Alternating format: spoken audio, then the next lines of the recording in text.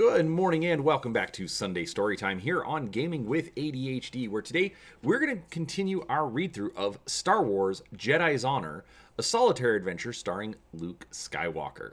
Now, this is a choose-your-own-adventure style story that was released by West End Games in 1990. Now, because it's a choose-your-own-adventure style game, what we're going to do is I'm reading through sections of the story, and when I reach a decision point, it is left up to you, the viewer, to make the decision as to where the story is going to go next. Now, this is our second episode, so if you missed the first one, there's going to be a link down below so you can get started and come back and watch this second video and be able to put in the comments what you think we should do. Now, last time we were here, Luke Skywalker was sitting in essentially a tavern, and an Imperial general walked in with some stormtroopers. And so he was told to put his hands on the table and basically not move. And so based on the viewer comments from last week, that's what he's actually going to do. The choice was to either draw his blaster or place his hands on the table. Now, before we get started reading, though, do make sure that you are subscribed to the channel. I put out a new episode of the story each week, and I try to put out a few different videos covering tabletop games throughout the week as well, whether it's board games, card games, role-playing.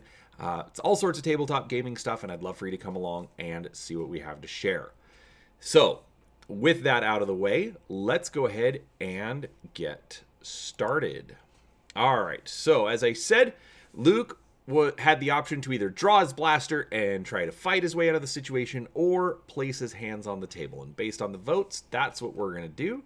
So let's see where we end up. Luke moves his hand away from the blaster, though he does so reluctantly. He knows better than to trust Imperials. Back on Tatooine, stormtroopers raided the moisture farm of his adoptive parents. Although Luke had long entertained dreams of fighting for the Alliance, his Aunt Beru and Uncle Owen were simple people with no rebel sympathies.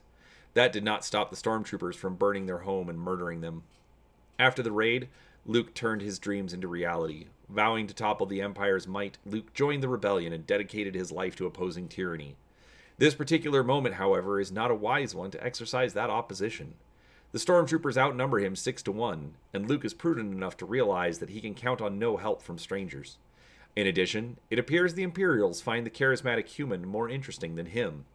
Even given the bad odds, Luke would aid the stranger, but it appears he does not wish to resist his arrest. After Luke places both his hands on the table, the man stands and turns to face the Imperial general. "Take me, Sebastian," he says. "You know I will not resist." "My title is Governor General, traitor," the Imperial says, "and before I am finished, you will beg to favor of death." "Perhaps so, Sebastian. But for every drop of blood you spill, 1,000,000 sentients will rise in rebellion." "Then I will spill 1,000,000 buckets of blood." After a brief hesitation, the charismatic human faces the prospectors. "Spread the news of my arrest to your fellows, and resist the evil Empire. They cannot rule without your cooperation." A stormtrooper calmly steps forward and smashes his rifle butt against the orator's head. Two other troopers catch the man as he slumps, and they drag him toward the door. The Governor General studies the room with a sinister glare.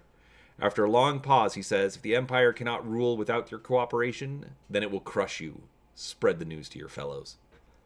The general turns on his heel and leaves, followed by his stormtroopers. The patrons ignore each other, anxious not to discuss what they have seen.